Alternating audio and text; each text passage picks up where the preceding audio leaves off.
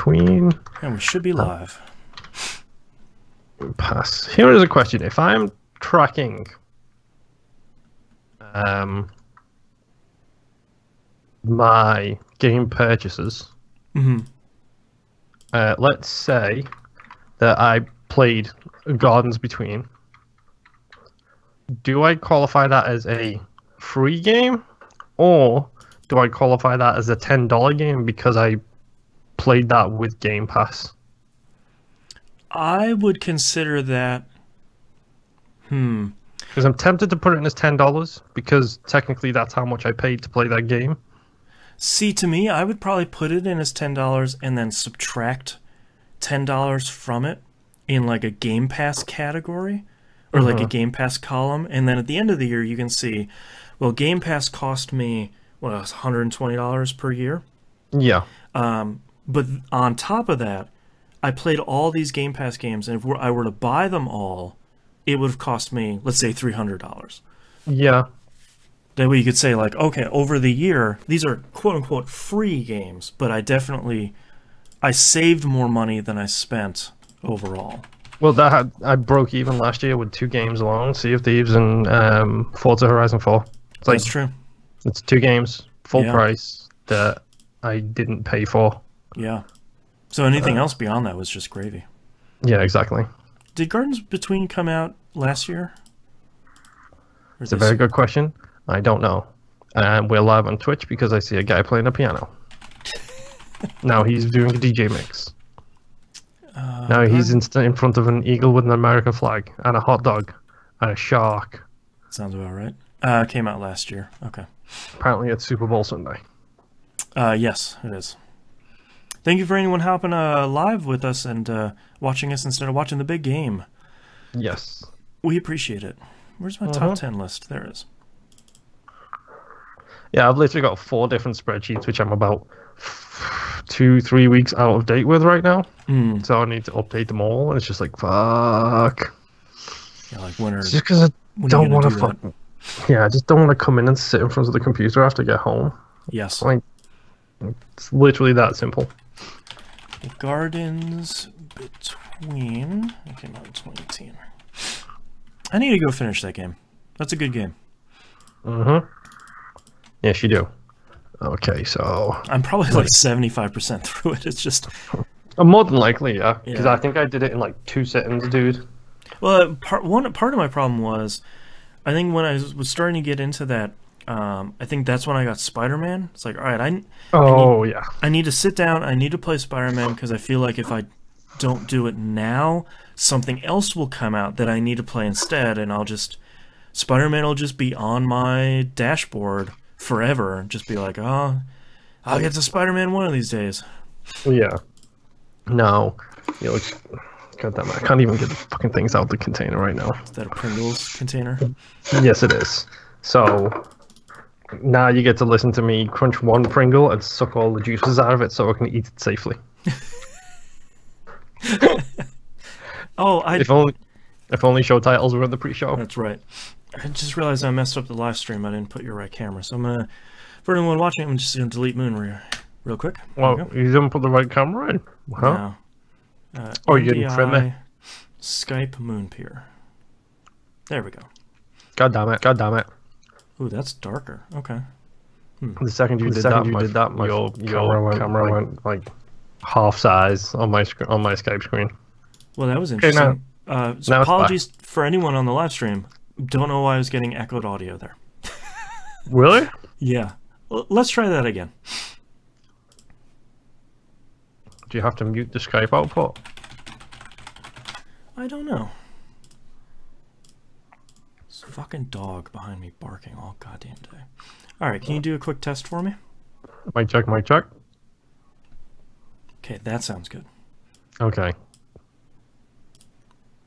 Fellow dog, for any dog owners, if you want to let your dog just go out in the backyard and bark for a lot, just because you think they need to get it out, go to hell. Take care of your dog. I'm so important that I've taken up 60% of the stream. It's great. Yep. Okay. That looks better. Well, let's scooch you down there a little bit. Boop. That looks good. All right, I'll take that. Let me just. You should be good now. Damn Twitch delay is getting us. Yeah, they let this like little barky Yorkie dog just like run around their backyard and bark for like half an hour. It's like, what? Take your dog on a walk, man. Yeah. They shouldn't be barking like this. That probably helps. I do love the fact that my no, I can't say that because it's a spoiler for the patrons. I write down my songs at the bottom of everything. Right. And it's always something stupid. Don't Stop Patronusing. Oh boy. Born to be Patron. That one's really good. Become a patron to listen to me sing every week, folks, in a terrible, terrible voice. And I'm really annoyed because this pen is quality pen. Writes really cool, writes nice, like good to hold, good to use. On the pad I've got, every single time I start to write down something, it doesn't work. So I just end up with a whole bunch of like this stuff. Swirly squiggles. Little swirly squiggles. Okay. Oh, man. All right, so it's 2:45. This dog started barking. Let's see how long it goes. Squiggle, squiggle, squiggle. Which is why if you ever occasionally hear a little wibble on my microphone, it's just me squiggling to try and get my pen to work. Little microphone squibble wiggle. Mm-hmm. Oh, man. I'm trying to think. I didn't really watch anything super exciting this week. We watched Upgrade for my birthday. It was fun. Yeah, happy belated birthday. Whatever that cake name had. Nigel. Really close to Paul. Like, just right next to it. No, okay. If they put Raoul, that would be closer. There is actually a story behind this. Because there's a guy who doesn't work there, but he does a bunch of favors for the owner. Right. Like a handyman sort of guy.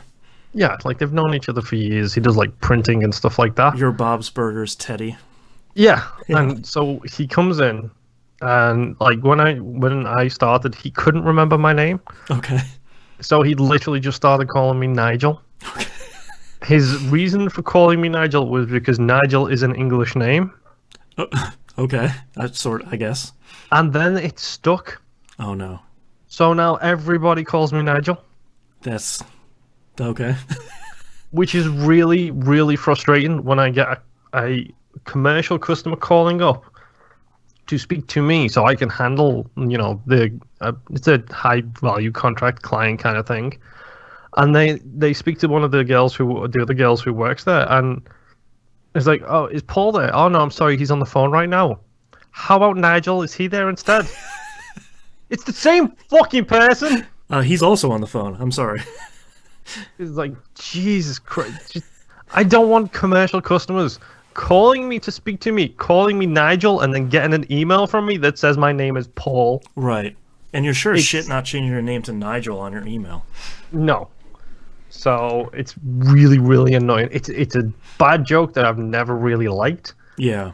Because then somebody started working there who was like, oh yeah, just like Nigel Thornberry from the fucking stupid TV show. Yeah, exactly like that dude. Yeah. Let's compare me to him.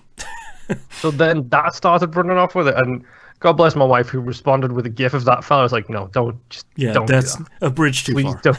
Please don't do that, because that's really annoying. It's like, whatever, it's a fucking construction company, and I get that it's like not corporate attitudes and stuff, but at least call me by my fucking name.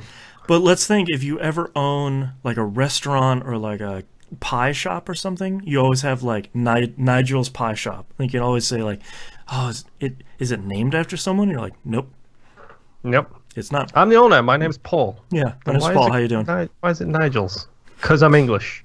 Because fuck you. I could always go really, really dumb and call it Nigel's Awesome Pies. Mm-hmm. And do a piss take from Nigella Lawson, who's actually a chef in England. Oh yeah.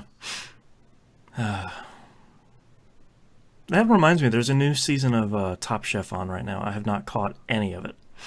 Is that the thing that I saw with Gordon Ramsay on Twitter? I don't know. I saw a picture of him and like his shadow looked like a furry. And I was sort of like, I feel like I'm not. Are you in Cats? Like, is that what's happening? Okay, Gordon Ramsay. What is his persona? Oh God. I don't even know. Like, what's the what's the meanest animal? Like a Wolverine? Is Wolverine mean? No. I've got it. Okay. He's a hippo. Because you watch the British shows with him, and he's cute. He's cuddly. Hey, Jimbo. Hey, Jimbo. He's cute. He's cuddly. He's nice and respectful to everybody, like a hippo from afar. Right. You watch the American shows, and he's in everybody's faces, and he fucks shit up. Yeah. So, like a hippo from up close. Right. So, I like it. His hipposona. Yes. So Gordon Ramsay's persona is a hippo that suddenly has fur. Right. I don't know if it's technically still a persona, if it's not an animal that doesn't have fur. I was just gonna Google a hippo with fur just to see if that animal exists, and I decided I'm probably not going to. Make sure safe search is on. Yeah, I was about to say, like, I think I would see something I would not really want to see. Yeah, like the realistic Pokemon stuff. Yeah, that stuff is, half of it is really interesting, and half of it is sort of like... Nightmare fuel? Why? Why have we strayed from God's light? But weirdly enough, the Pikachu and Detective Pikachu movie looks cool as hell. I think he looks okay in Detective Pikachu. Yes, I think he looks great. And Ryan Reynolds is a good voice. Yeah, I like Ryan Reynolds in general. I've always liked him. What's the first thing I saw him in? I was literally just about to say the first thing I saw him in, and another actor who I came to love. Two Guys, a Girl, and a Pizza Place. Oh, wow. I forgot about that show. Which has Ryan Reynolds and, in the later seasons, Nathan Fillion. Wow, yeah. That's the first time I saw either of those two in acting roles, and I hated Ryan Reynolds in that show, and I hated Nathan Fillion in that, and they've since become two of my favorite actors. I feel like the first thing I saw him in was Van Wilder, maybe. But is that National Lampoon's Van Wilder, where it's just it is, yeah. It's just really him being a dick for like 90 minutes. Yeah. Jimbo and Chat, a hippo with fur is a grizzly bear. You know what? You're not wrong. Yep. Yeah, I like and it. Also suits what's his face for a good persona for him as well. Yeah, he's sort of cuddly. Maybe he'd be like a mama grizzly, like very loving, very caring, until you say, "I don't want your help. I'm running my own failing restaurant just fine." And he like flips over a table. Or until you move him to America. Yeah. There was one show I was watching of his. It was on Netflix back in the day. I don't remember. It was him basically running a restaurant where it was there was always people coming in, like rating his food or something. The thing I remember the most is from the intro. He would always like whip off his shirt like he's in a Yakuza game, and he'd be like walking down a hallway shirtless for a couple seconds, and then like pull on the chef's jacket. And I was like, what's going on here? What was it called? Was it called the R Word, maybe? Gordon Ramsay. See, that sounds like an offensive show. Yeah, I think it was supposed to be. Oh God. Nat Geo. What are Hell's Kitchen, Kitchen Nightmares, Master Chef? God, he has so many shows. Gordon Ramsay shows. Gordon Ramsay's 24 Hours to Hell and Back. I'd watch that. The F Word. There it is. 2005 to 2010. There's too many shows, the blank word. Yes. Like, there's way too many shows. Based on the original British series of the same name. Shocker. Yeah. Like BattleBots or whatever it's called in Robot Wars. Yeah. It's like talking about that last night, not last night, night before maybe, with T-Bomb and Rob, and it was just like, this BattleBot sounds an awful lot like Robot Wars, and you're like, oh no, this is from the 90s. Like, yeah, Robot Wars is from like late 80s, early 90s. Yeah, like we stole it a decade later. Craig Charles was the voice was the commentator for Robot Wars, so that should tell you how old that thing is. He's the main guy from Red Dwarf. Oh wow. So when was he last relevant? The F Word. Each episode was based around Ramsey preparing a 3-course meal at the F Word restaurant for 50 guests. Celebrities and stuff participate in conversations, challenges, and cook-offs with Ramsey. I think I might have seen an episode or two of that. It was pretty interesting, I gotta say. It's one of those shows where, like some of the Kitchen Nightmares stuff, like you kind of have on in the background. And every once in a while, you're like, "Oh, why are they doing this?" But yeah, I don't know. It's pretty good.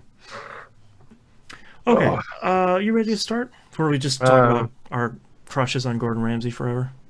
Yeah, sure. Please, I'm not a fan of Gordon Ramsay. He's fine. I like his like we've talked about. I like his British stuff better. I want to see him help people because he's a good chef. I don't want to see him yell at people. Yeah, he's no Heston Blumenthal. Go watch any show that he's in, please. Yeah. Just to be blown away by the science. Like, oh, that guy. Yeah. Yeah, he's insane. He's legitimately insane, but it's hilariously good. Fun insane. Yes. All right, let's get started in 3, 2, 1. Welcome back to another episode of That Video Game Podcast. I'm your host, Boston. Joining me as always is Moon Pier. Hello, Governor. There's a brand new episode of Dynamic Soundtrack out now. Just a regular episode out in the Patreon feed, patreon.com/E1M1. Don't forget that helps us pay for this show, which is, as we've said, free for you, very much not free for me. So, as always, we'd recommend the $5 tier. That's sort of where you get the most stuff. You get everything, yes. So, for only... And we don't do... I always forget to mention... We don't do this like a lot of other podcasters. They'll do $5 an episode. We only do $5 a month. Like you've spent $5 on dumber stuff. I know I have. I'm like, oh, look at this new thing from Taco Bell. Whoops, that was garbage. There's $7 down the drain. So $5 a month, you get a whole bunch of stuff, including Outcasts, which this week's is going to be real good.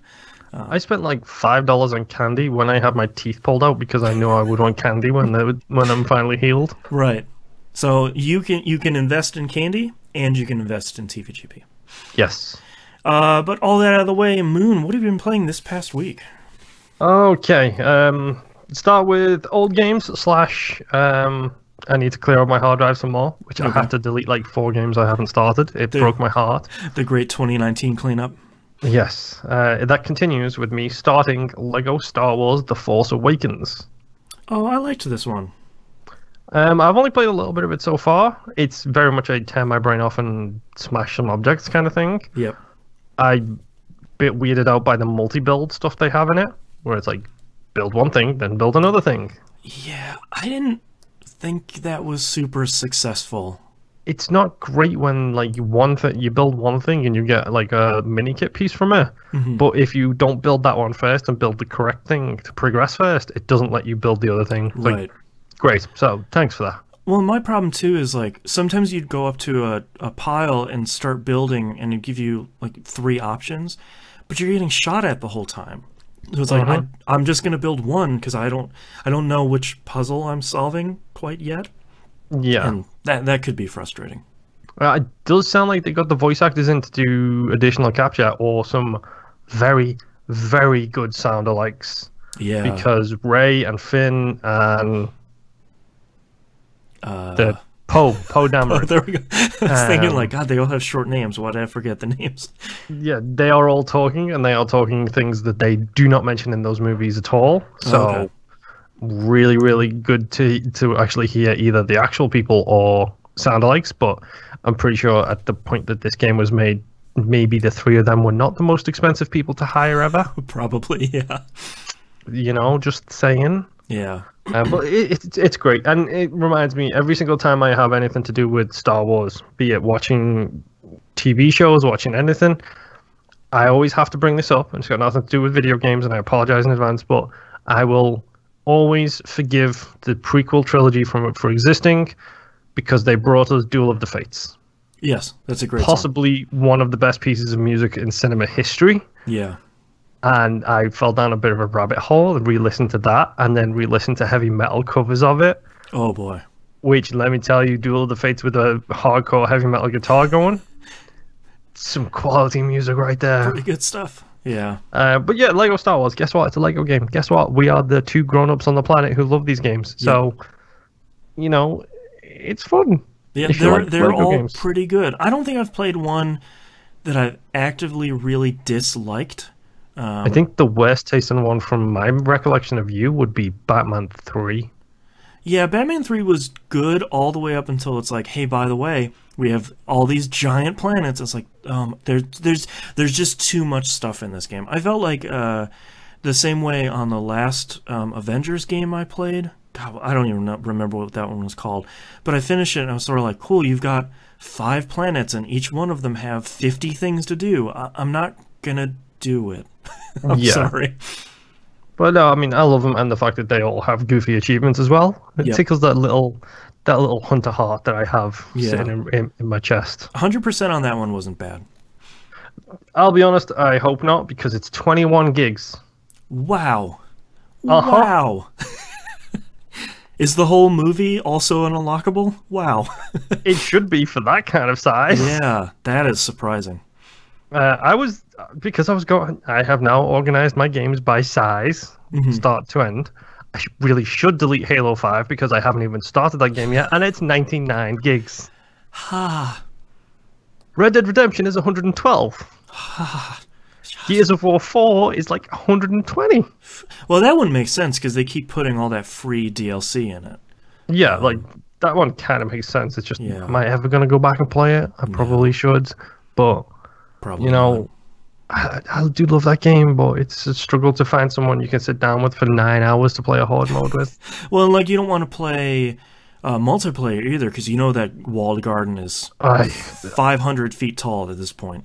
Yeah, and I despise the Gears of War 4, the Gears of War period PvP stuff, because it all becomes about rolling and shotguns, the two things I'm really bad at in that game. I had fun with Gears 3's multiplayer for a while, because there wasn't a lot of rolling shotguns for a bit, and I feel like a balance patch came out, and some of that, not that specific thing came out, but it shifted enough where it was sort of like, yeah, maybe I'm not having that much fun anymore.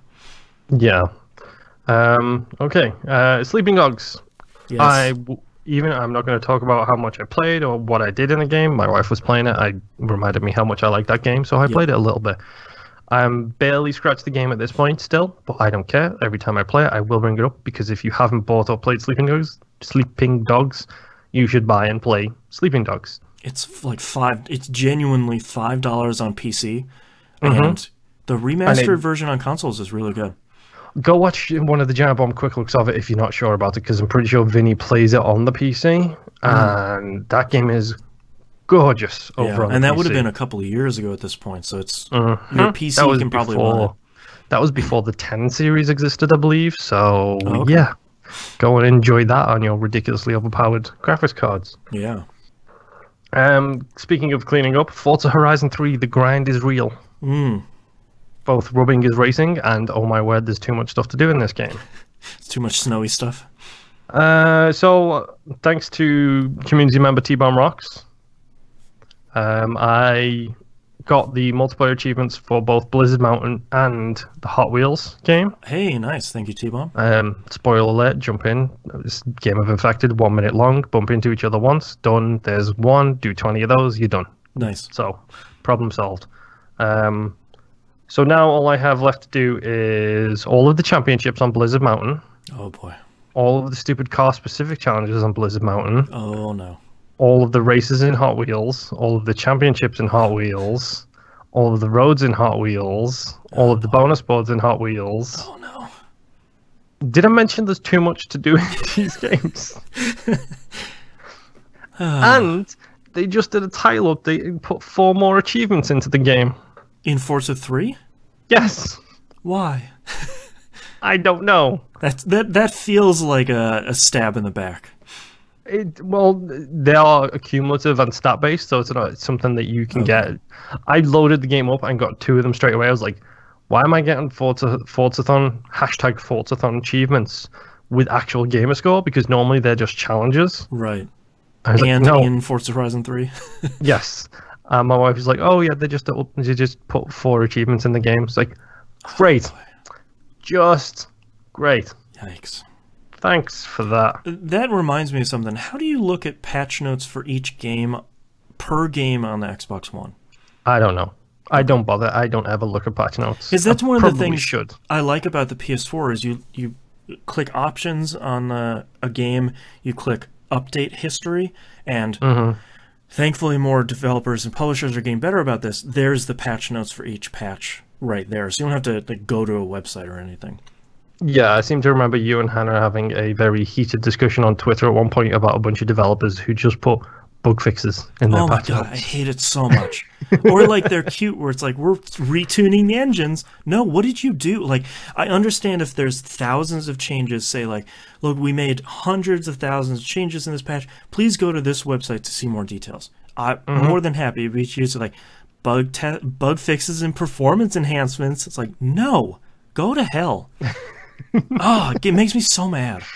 It makes me even more mad when iOS app developers do that. Where like, we just made the application more awesome. It's like, I downloaded 250 megs. What is it?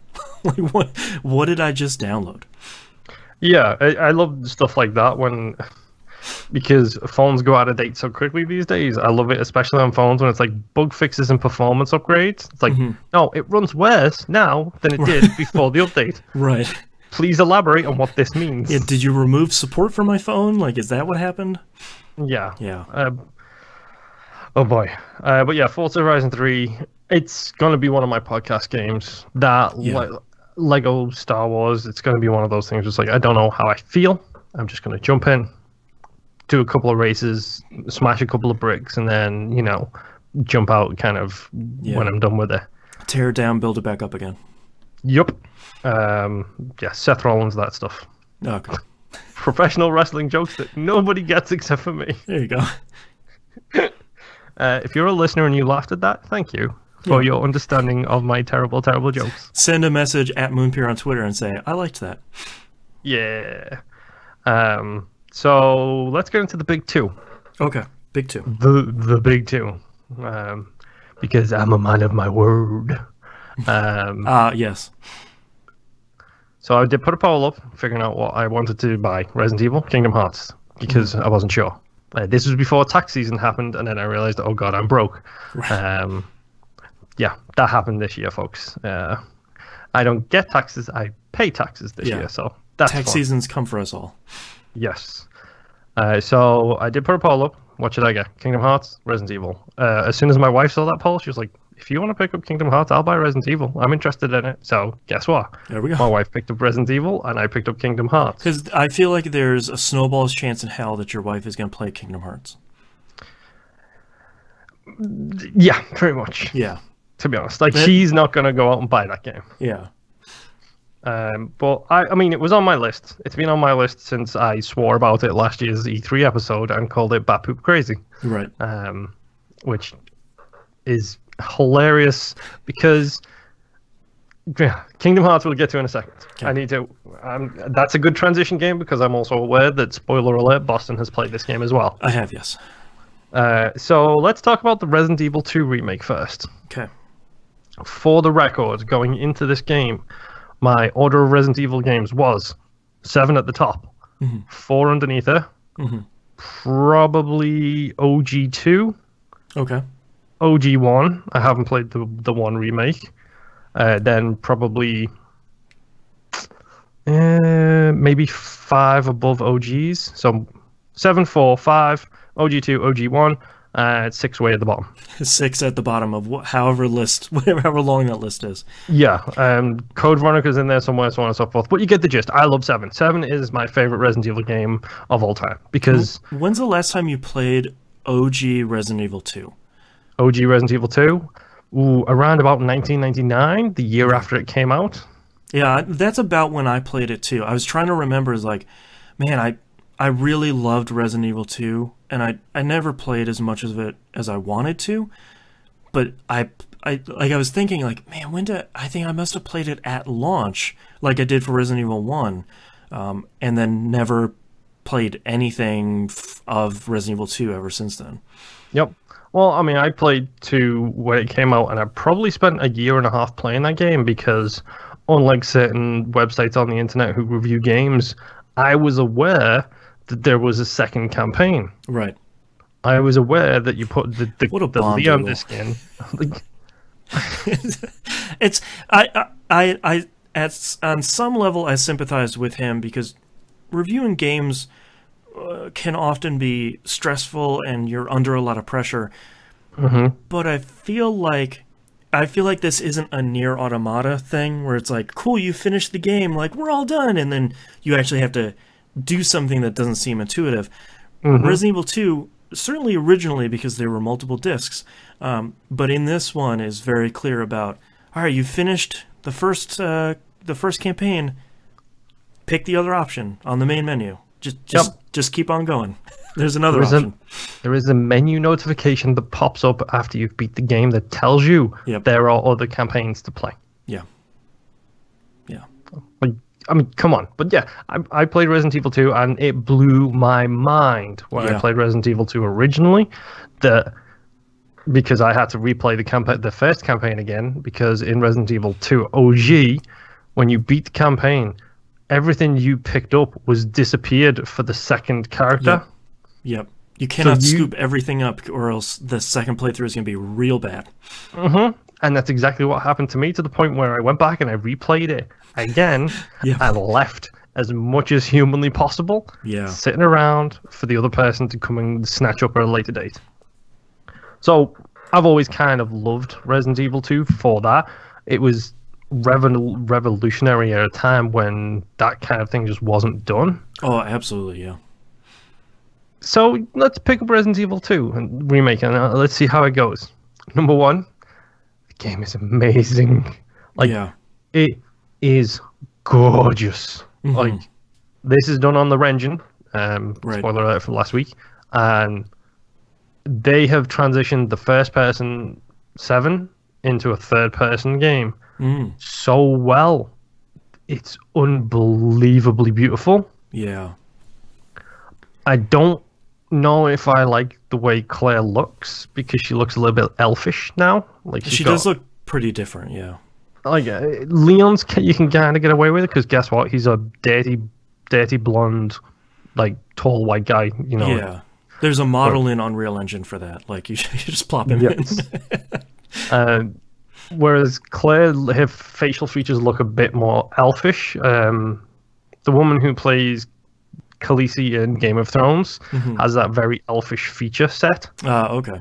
And she looks, every time, like, certain camera angles, it just makes me think of her. It's Khaleesi, college student, savior of Raccoon City. Right. But yeah, like, it's hard to explain how gorgeous this thing looks. Seeing it in movement is really beautiful. Like, the lighting is insane, and something my wife pointed out, which I would have missed. They have flashlights, and the source of the light, depending on where you're standing, if you shine the flashlight on your shadow, it will evaporate your shadow around the flashlight spot. Oh wow! Like, if the light is behind you and you're looking down at your shadow and shine the flashlight at it, it vanishes the shadow because the flashlight. It's little touches like that, like, really, really cool. The rain looks incredible. The sound design is superb. They seem to have learned a lot from, like, Resident Evil 7, where you can hear people stomping in other rooms and you know to be very careful. 100% this is not a game for you, Boston. Just and it's such a bummer, because I really loved the first two games when they came out, because I feel like the graphical fidelity was removed enough where I'm like, all right, I know those aren't really zombie dogs. Like, those don't exist, right, guys? Don't leave me. But I feel like the sound design, like, hearing people stomp around in other rooms, that would be the point where I'm like, nope, I'm out. I can't do this. Yep, you can hear zombies in other rooms. You can hear them shuffling around. You can hear lickers crawling across the other side of the wall. Let me tell you about some character redesign that's absolutely gross. That cutscene in that corridor in Resident Evil 2, the first time you see a licker. Such a good cutscene. No, do that in 4K HDR, ridiculously realistic graphics. Blech. They are disgusting. Yeah. so very disgusting. And for the first time I felt like I was in control enough to sneak around them because they are blind. Ah, right.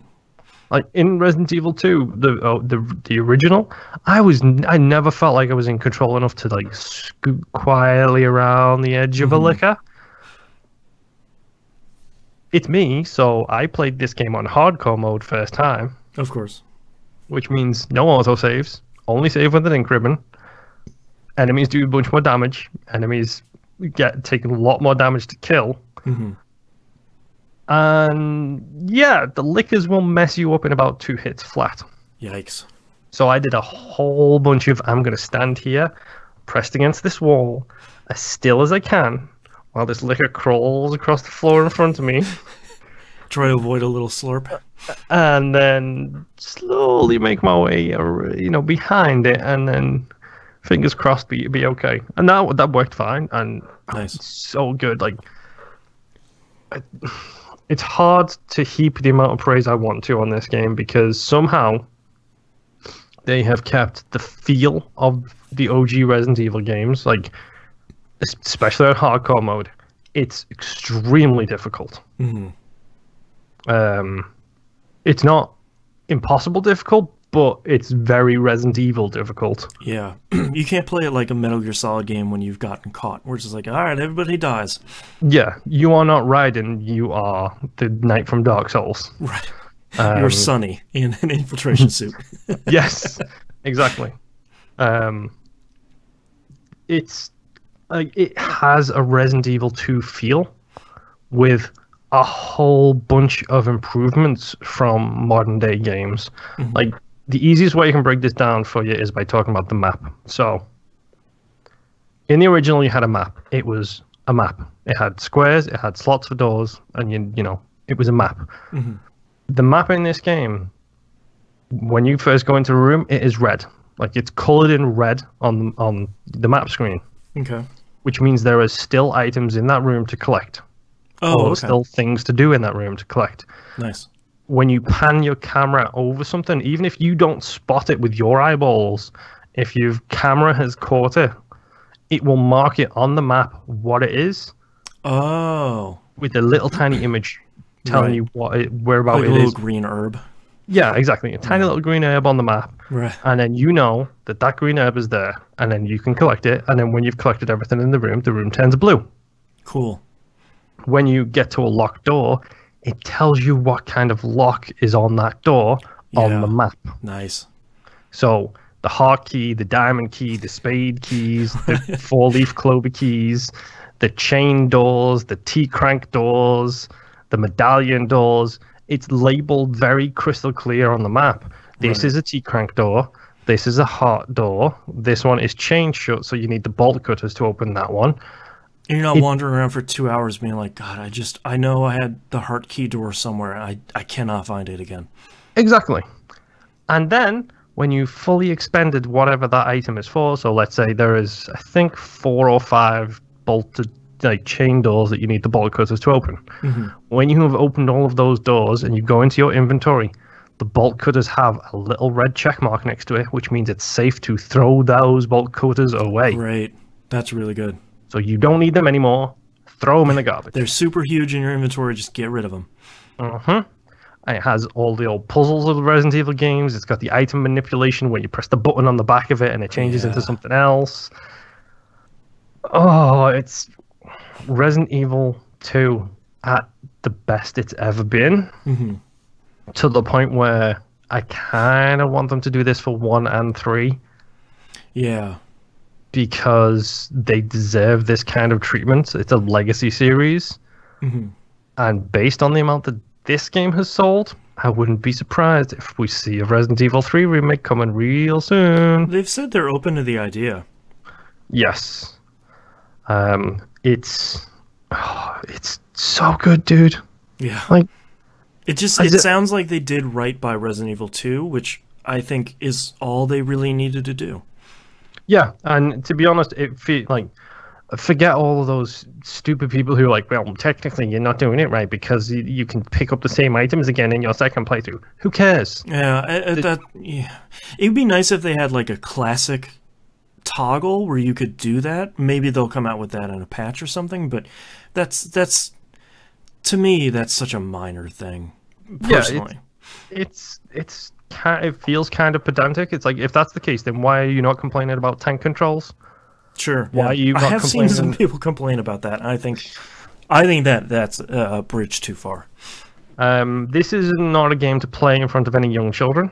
Well, yeah. Because I've seen some of the cutscenes. It's disgusting on a level that I didn't think possible. Yeah. And the thing that's probably most impressed me the most about this game is just how much detail they put into modeling the skull. And all the inside bits. Yeah. Yeah. Specifically what happens when you headshot a zombie a bunch of times. And I was on hardcore, so it has to be super accurate. If you don't put it between the eyes, you basically just take sections of the brain off and the face. Oh, wow. So I had zombies coming at me who had like bullet holes, like this arc of their face gone, where I'd shot them in the side of the face, a whole bunch, but not cut the brain stem or whatever I need to do to actually put them down. Whatever they said in Shaun of the Dead. Yes. It's gross. Yeah. It's so gross on so many levels, and you know what? I'm fine with it because it's expected at this point. It's Resident Evil, like that. That's always been how the game has been. Mm-hmm. Minor downside. Mm-hmm. There is a sewer section in this game. Yeah, that's a Resident Evil game. And the sewer section is, oh boy, does that thing look amazing and sickening at the same time. The brown sludge coming out of pipes is really, really gross. Yeah. There's a viscosity to that water that just makes me sick. I always feel badly for the people in the teams that have to model that stuff, where it's like, all right, you've got a sewer, man, and your job over the next 2 months is to get the sewage flowing right out of this pipe. And it's like, please, why do you hate me? Well, it's like the Dead Space developers, like they talked when they were making Dead Space 1 and 2 that they were like studying like car accident photos and stuff, and it's just like, it's number one, it's a real quick way to get desensitized to the worst of humanity. Yeah. And also, that's gross. Do you get like hazard pay for for looking at that stuff? Knowing the industry, probably not. No, they probably didn't even get overtime for looking at that stuff. That's true. But Resident Evil 2 is amazing. I started as Claire. I took I believe it's the canonically Claire goes first in Resident Evil canon. She is the first one to go through. Okay. I started her playthrough on hardcore. I have completed her campaign on hardcore. Wow. About 9 hours all told. Okay. That's not bad. Which I surprised myself with how much I remembered from that game. It's like, oh, I remember this and I remember that. How am I flying through this game that used to take me 20 hours to beat and now it's taking me 8? It has a whole bunch of those Resident Evil 7 achievements in again. So don't use the item box, don't save, get S ranks, all kind of stuff. One of them is complete the game in less than 14,000 steps. Wow. That's a pretty cool achievement, actually. And it does the Resident Evil 7 thing, and also Resident Evil 5 and Parasite Eve and Parasite Eve 2 thing, where you do certain things, you get unlocks, so you start the next game with those unlocks. Yeah. So, oh boy, am I looking forward to infinite ammo combat knife, which sounds weird to say that you get an infinite ammo combat knife. Right. The secondary weapons in this game, like some of the touches they've done are so great. Like the secondary weapon system is, if you have a secondary weapon and you get grabbed by a zombie, you hit left bumper and you use that secondary weapon to defend yourself and don't take damage. So it's really useful on hardcore, for example, when you've got 5 zombies and they each take like 12 bullets to put down. So I get grabbed, you hit them with a combat knife, you push them off, you kill them, and then you can reclaim that combat knife. But you do that 3 times and the combat knife breaks. So that knife is gone at that point. Something really satisfying about having a grenade You hit the left bumper to do the counterattack, and you shove it in the zombie's mouth. You kick him back a couple of steps, and then you can pop a bullet into that grenade. That's really good. For the desired effect. Right. I love this game. It sounds amazing. I unabashedly adore this game. If you're a fan of Resident Evil 2, or even if you're a fan of 7, give it a go. It's a bit less actiony than 6 and 5 and 4. It's a bit more puzzle based. Sort of for good and bad reasons. Yes. Yeah. But that's the thing with the remake is it feels like an action game still because the controls are modern day controls. You can move and shoot at the same time. You know, you have access to a very accurate shooting and not just like a 45-degree angle straight up or a 45-degree angle straight down. Right. No tank controls, like... Yeah, no tank controls. The whole place, like the police station, the lab, everything looks superb. Like the amount of care and quality that they've put into this game is insane. And big terrifying things are big and terrifying. Yeah. I will not say more because I know my wife has not completed the game yet, and I don't want to have spoilers for this. Did she not play the original? Nope. Okay.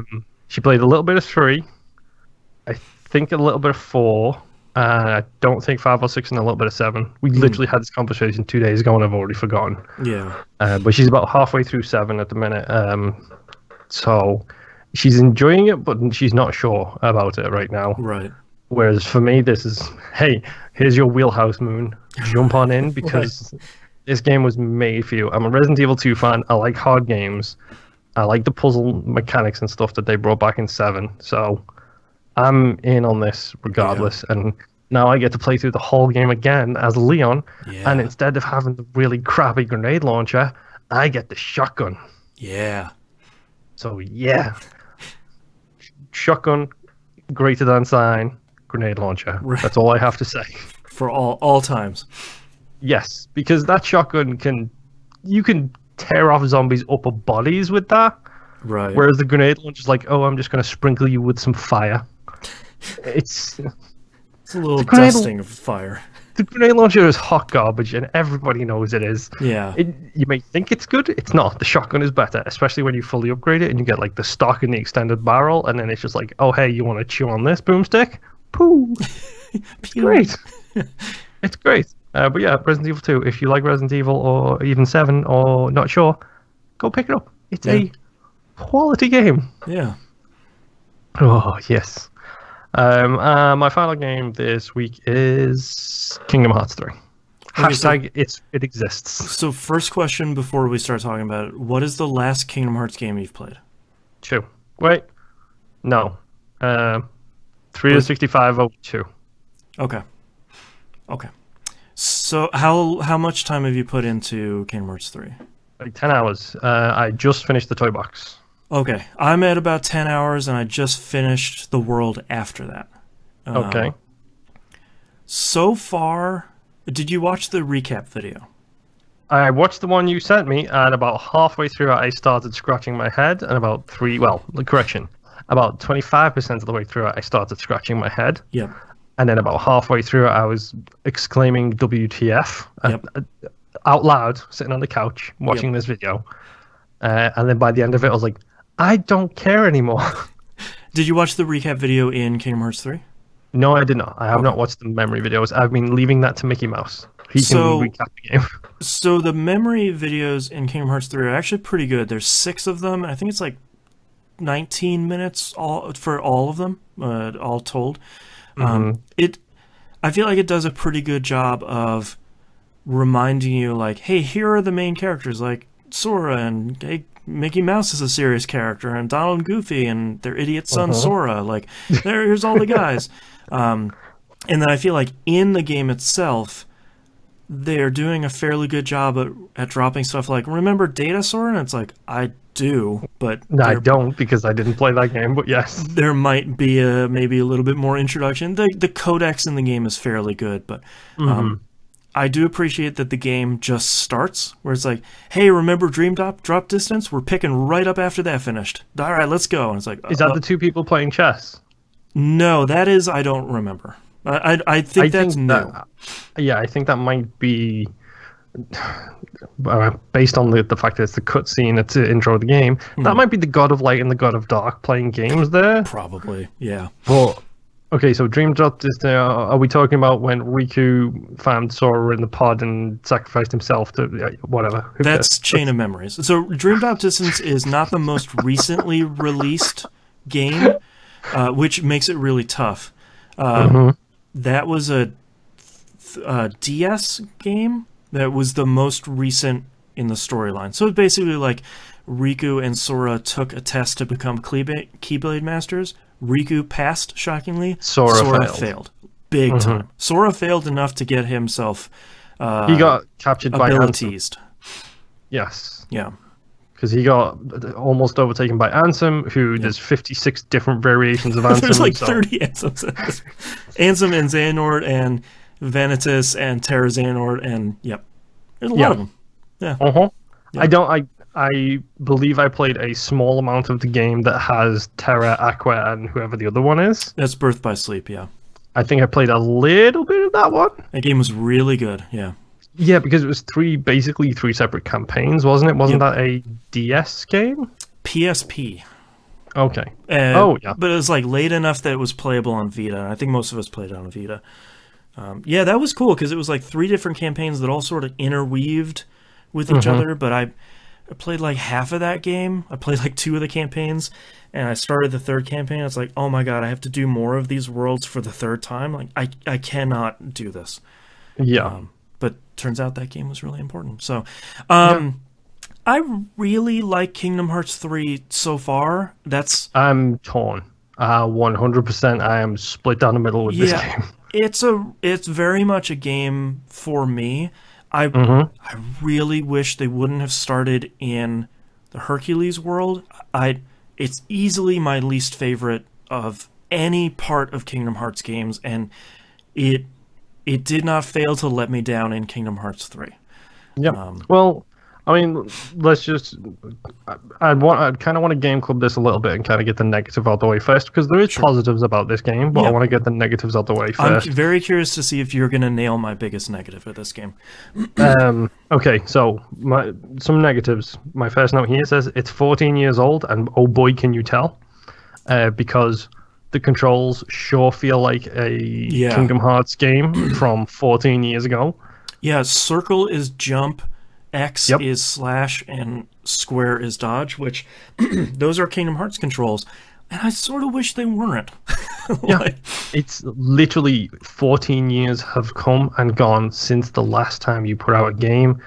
Tweak your control scheme. Jump should be on X, slash should be on square, and dodge should be on circle. Yes. And every time I get into combat, I jump at somebody, or I slashing at nothing. Or I do the stupid dodge roll when I'm trying to attack people. It's like, great. I'm just amazing. To piggyback on that, I find it really crazy that when you're flying the gummy ship around, it's inverted controls, and then you get into a fight and it's normal controls. What?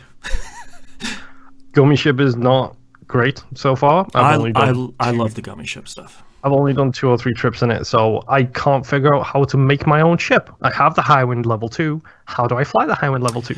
I don't know. That's one of the worst parts about the gummy ship, is I feel like they've obfuscated that stuff too much. So if you want to just pick a blueprint, you need to take off from somewhere, and where it says like start or configure, you need to hit configure, and then you can pick one of your blueprints there to then take off from a point with. It's just like, there's one too many steps in a lot of these interfaces where it's like, when I pick start, it should say like, do you want to pick a new ship or not? Yes or no. Like, and it should walk you through that.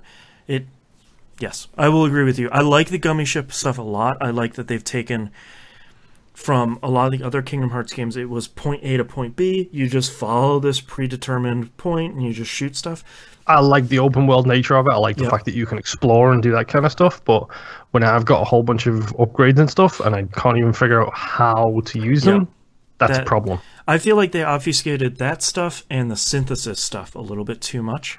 I feel like I wish they would have brought that up, like one menu up. It's one of those things where it's like, okay, I found it now. I will forget how to find it the next 3 times, and then it's a JRPG. Eventually I will just have to remember. Yeah. It's not where you want it to be. The camera is not great. No, you have to turn that horizontal speed way up. Yeah. It's honestly the first thing I thought while I was playing this was, I wonder if Boston's over his vertigo yet, because this movement speed and this rotation. It hurt. I can't play it. I can play for maybe about an hour at a sitting, and that's when it triggers my vertigo.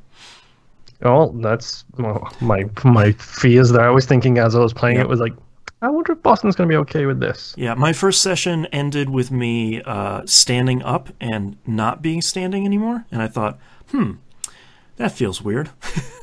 I wonder what did that. It was Kingdom Hearts. Yeah, that's why I've been playing a lot of Gummy Ship, because that doesn't bother me. Okay, other complaints I have. So far, the voice acting and this is listening to the Bombcast, it gets better the further in the game you get, almost as if the later the stuff was developed, the better it gets. But the Athens / Thebes / Hercules planet and the Toy Story planet, the voice acting and story flow feels so slow. Yeah, the voice acting I felt like got better for the Toy Story stuff. Like they got real close to, Tom Hanks and whatever that douche's name is. Tim Allen. That guy. The Tim Allen impersonator is not bad. The Tom Hanks guy, that's Tom Hanks' brother, who does all of his voice acting work for him. That's weird because it sounded really uneven. It's weird. Like sometimes you're like, "Ooh, that's Tom Hanks," and other times you're like, "That's just some dude." Yeah, if you need Tom Hanks' voice for something, you get Colin Hanks. you get his brother, not his son, his brother. Oh, okay.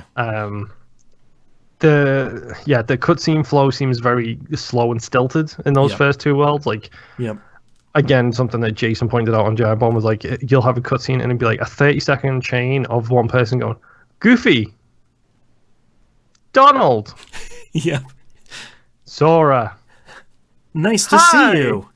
It's like, come on, you can take Donovan's old. That's the guy who voiced Hercules. I did do a double check on this. He did Hercules originally. I did not know that. I didn't know that. That's the actual Hercules from the movie. Yikes. Jimmy Cooper from the OC, as I tweeted. Which is weird that we were talking about the OC. The guy they got to do Hades' voice was really good. I don't think it was James Woods in the game, but I certainly hope not, based on his recent. But I feel like the sound-alike they got for him was really good. Yeah, to be honest, it might have been him for all we know. Maybe. I mean, that was really good. The Maleficent was good. Maleficent was really. Pete the Cat is great. His voice actor is always there. The best voice actor so far is Goofy, because it's the guy who does Goofy, and his lines are read like somebody who actually cares. I actually kind of like. It's so weird to say. I kind of like Mickey's voice acting because it's not. I hate it. It's like a somber Mickey, and I like that he's. This sounds so weird. I like that the voice actor is treating his voice like a character that's taking stuff seriously. It's not just like, hey, let's go stop darkness. Yeah, it's not the usual Mickey Mouse. No, it's a very good point that maybe that's what's off about it, which is why it might be sticking out to me. It's a good point. I'll give Mickey another shot. He has. King Mickey has a heavy crown to wear. Oh boy, so good. My biggest complaint I have with this game is it feels like they looked at Yakuza 0 and they looked at other games. I'm like, all these games have got like mini games and all these million little things to do in, which Kingdom Hearts has always had little bits and pieces of that, like the Gummy Ship and stuff like that. And like 100 Acre Wood, like rhythm games and stuff like that.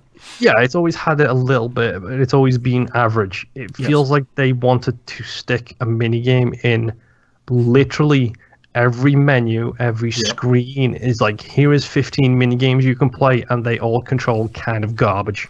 So what I wrote down as my last note here is this very much feels like a game that's been in development for a long time. Like, it's like, hey man, can I make another mini game for like when I need to So, first off, the intro to, I won't spoil it for anyone, the intro to the Toy Box world was really great. It's really great to see Square have fun with themselves with Final Fantasy 15. The trailer. Yeah, that was really great. It's nice to see them be like, hey, Final Fantasy 15 is kind of crazy, right, guys? Like, yes. I really like that. But I wasn't expecting there to be, hey, you control a mech. Hey, there's a whole mini game where you play controlling a mech in a game of mechs. It's just like, and there's like leaderboards and scoring. And it's like, there's so much in here that doesn't need to be in here because it doesn't add that much to the game. The very first Pixar character you run across?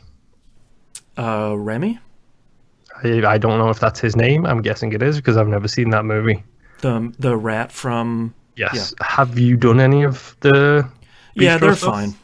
I will not do them until I have all of them. I'll excellent all of them once and get that trophy and move back on my way. It's like a 3-button prompt. Yep. Like it's not even a game. It's press these buttons at the right time. Yep. Or like the ones that I really don't like are tilt the sticks down at the right time. Those are the ones I fail almost immediately.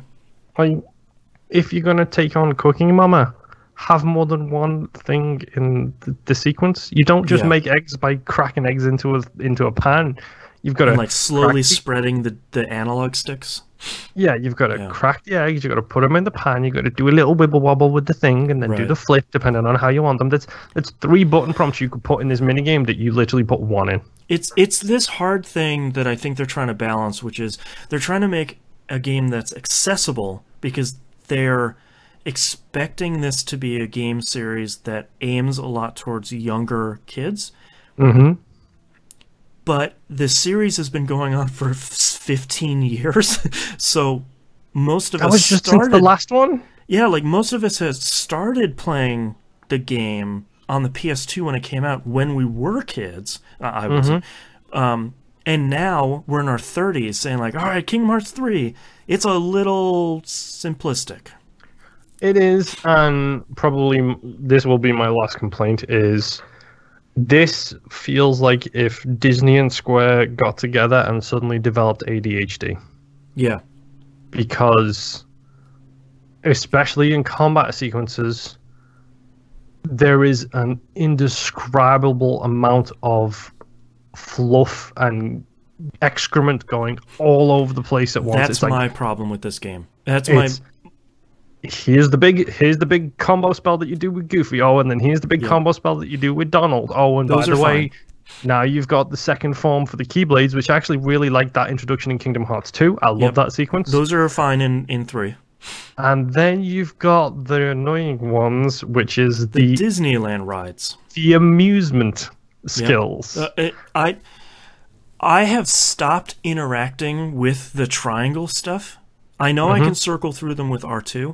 I've actually stopped interacting with them because of this dumb light bright pirate ship, and I'm shooting stuff and I'm doing the Mad Hatter's teacups.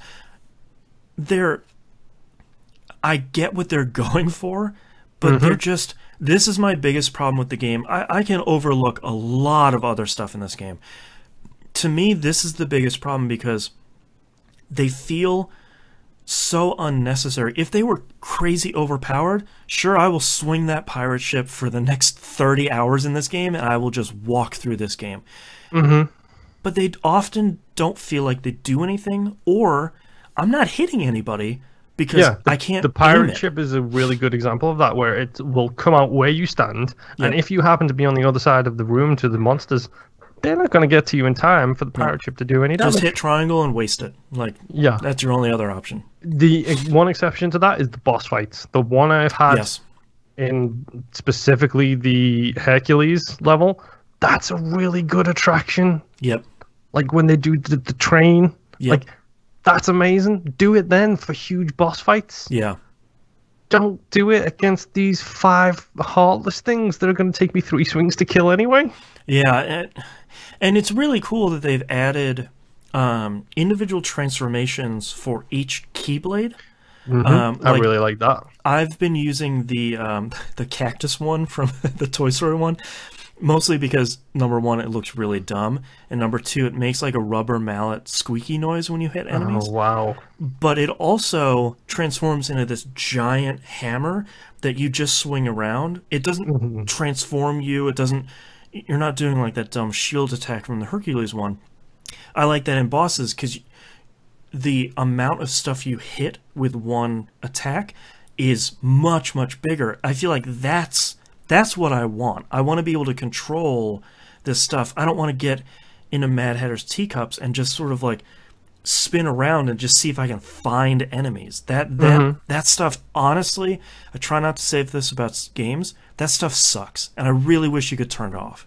Yeah, honestly, I'm at the point where I don't even do them anymore because it's just like, okay, I'm just going to vomit a bunch more stuff. Unless it's boss battle, I'm not going to start the stupid amusement stuff. Yep. Because... yeah, it's hilarious jumping on the River Rapids ride and making your own path through the level and then going backwards through it. But when I've just done it 4 times in the same area, I'm not interested in doing it anymore. And when you're just fighting like normal Heartless, like the flying spell guys and like the ones that crawl on the ground, they take like 3 hits once you've powered up your Keyblade even once. It doesn't really make a difference. By the way, I'm using the Kingdom Key and I need to power up the Toy Story one.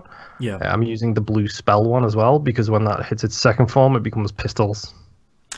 So, all right, I'll have to go try that one. I haven't. The thing I like to do in Kingdom Hearts when I'm playing normal mode, not when I'm playing proud mode, is I'm pushing everything into strength and I'm just smacking the crap out of everything. I genuinely do the same thing. Yeah, like, I don't want to cast spells. The only spell I'm going to cast is healing, because Donald is dumb and will not heal me. But that's really it. Yeah. So I haven't tried that one. Messing around with it. I've literally just been loading it up, equipping the different Keyblades, seeing how they operate, seeing what the things are. Because the best thing is Form 2 is pistols, and Form 3 is a giant rocket launcher. That's great. So it's kind of hilarious just watching this stuff evolve. Like, there is so much to love about this game. And at the same time, so much about it that frustrates me. Like, I don't want to go and take a picture. I don't want to travel to Thebes to take a picture of the Hercules statue, to take it to the Moogle shop, so I can unlock a bunch of stuff. It's like, how many systems do you want in this game? Yeah, the thing for the picture stuff, I keep ignoring it. I know eventually I'll go back to that world because I'll probably want to go get all the treasures, or I'll have something in there that I'll need to go get, and I'll be like, all right, that's right, I have to go get one of those pictures. I know where the statue is. I'll just go get the 2 or 3 pictures I have to get in there, and then I'll dip back out. But so far, it doesn't seem like you need to get that stuff. So yeah, so far it doesn't. To be honest, I think even on standard mode, you probably won't need to. I think this is just going to be a case of like getting really high-end gear and making it even easier. Yeah, do you want the trophies or whatever? This game is easy. Let's get that on normal mode, it's easy. I can't imagine how easy the easy mode would be. Yeah. Have you done any of the lucky symbols? Yeah, I've done as many as I can in each world. So far, they don't seem... I've gotten like 2 or 3 in each world, and there's like 8 or 9 I've on like the checklist. But if someone yells out while I'm near one, I'll look for a minute, but not spend too much time. Have you started doing the Arkham Asylum stuff yet? I don't think so. The Riddler things from Arkham Asylum. The lucky symbols will be in certain locations that you have to be in certain angles to take a photo of something. Oh man, maybe that's why I couldn't find them. Okay, cool. If you are talking about the one in the Toy Box world, when you first go into the quote-unquote girls store, and Goofy starts talking about how there's a lucky symbol, it's 3 disco balls. There are different heights, and you have to maneuver yourself so it looks like... All right, I like Mickey. The picture taking more now.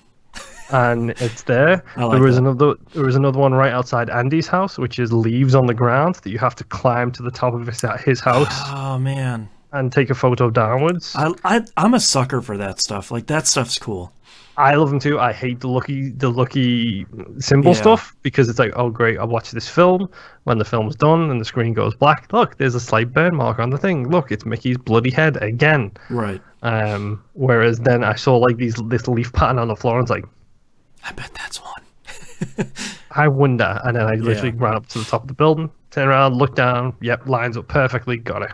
Yeah, honestly, I'm not focusing on that stuff too much, because I'm to be honest, I'm just trying to mostly get to the end of the game so something doesn't get spoiled for me, because I really do care about the Kingdom Hearts story. It's not this like sacrosanct thing where it has to be pure and it has to be great.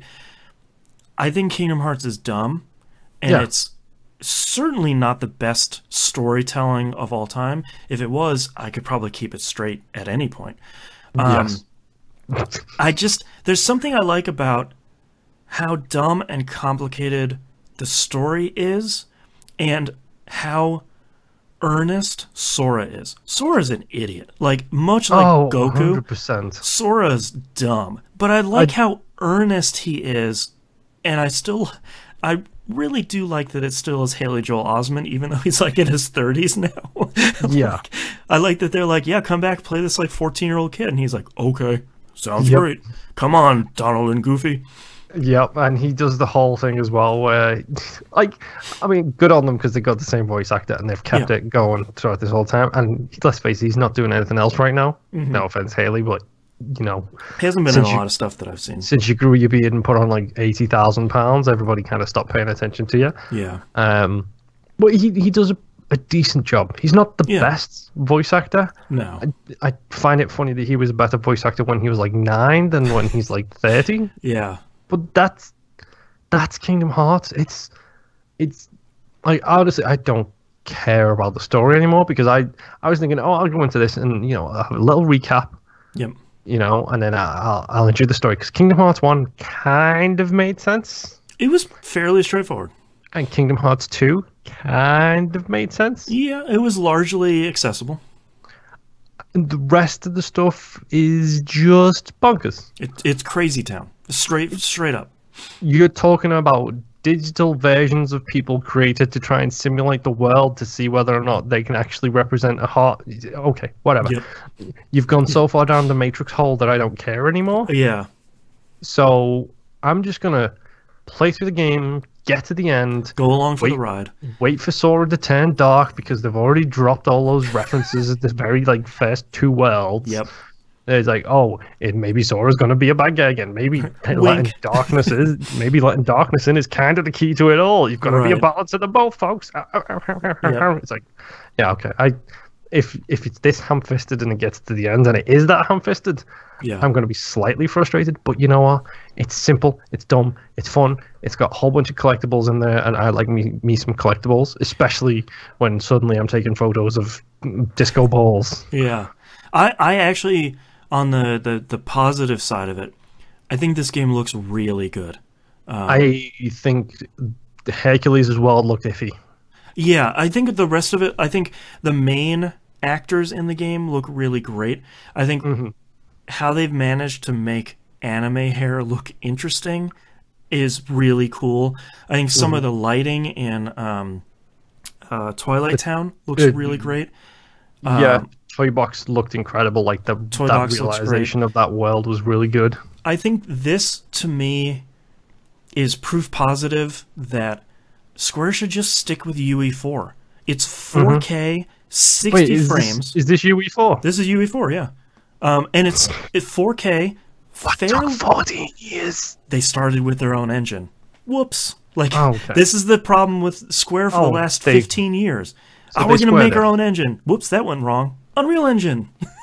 Yep, they 100% squared it. Yeah, and it's like, it's a fairly rock-solid 60 frames. There's a couple dips here and there, but it never dips near 30. The game looks incredible. Load times are fairly fine. And they do an incredible amount of stuff with it. And I feel like this is the sort of thing where it's like, just keep using Unreal Engine. Guys, like, it's just, you made a really great game with it. And now you can stick it on the Epic Store and get yourself like 90% of the revenue back. There you go.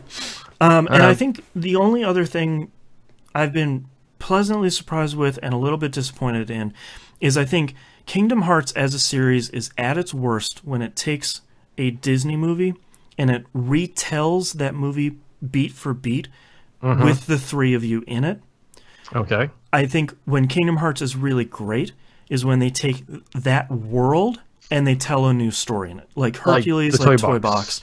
They like tell the Tron from Kingdom Hearts. Tron is a really great example. Like those are really great worlds where they're telling not an original story, but they're telling a story in that world that's newish. Yeah. That's my disappointment with Corona, the Tangled world. I was about to say, is this the Tangled world? Is it just another retelling thing? They just tell Tangled, but Sora is in the background. And there's a little bit of a difference.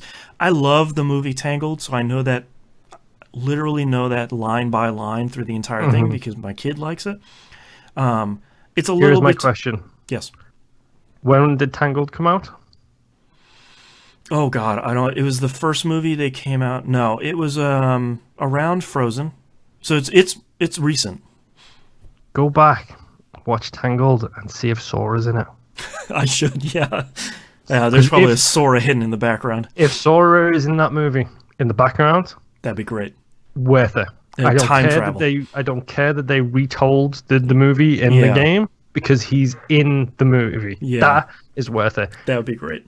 If he's not, then it's wasted. Yeah. And that's my only real bummer when they tell stories like this. It's like, I know we've seen Frozen, we've seen Tangled, and we've seen a lot of these movies. Like, if you're gonna put Toy Story in, put a cool story like that. Like, make a new thing. Like, make a new mystery. That was cool. But yeah, I get bummed when they just tell the same story over again. I mean, that was the thing I loved about Kingdom Hearts 2, is I always go into these as blind as I can, and then I just like being surprised by the worlds I'm in. Yep. Like, when I figured out in Kingdom Hearts 2 I was going to the Tron world, I was like, this is like my favorite Disney property of all time. Yep.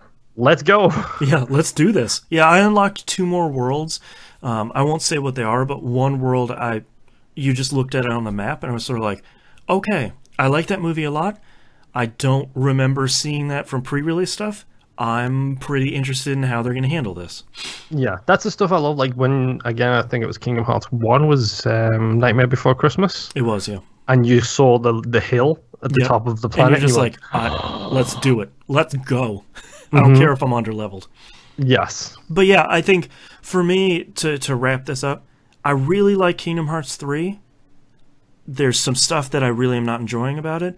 But it's a game for me, like, it's almost guaranteed I was going to like this. So yeah, I mean, that's the thing is, like, I've spouted a whole bunch of negatives about this game, but I play garbage. This game is not garbage. This game is a quality game that's relatively simple, and to be honest, it's kind of a good anti-thing to Resident Evil 2, where it's like...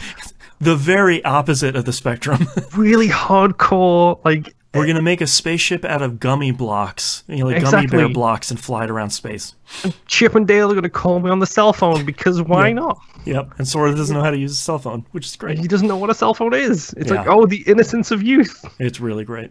It's a great game. Really quick, though, just rewind the loading screens. The fact that they have heart tags, like harsh tags, or whatever you want to call them. Real dumb.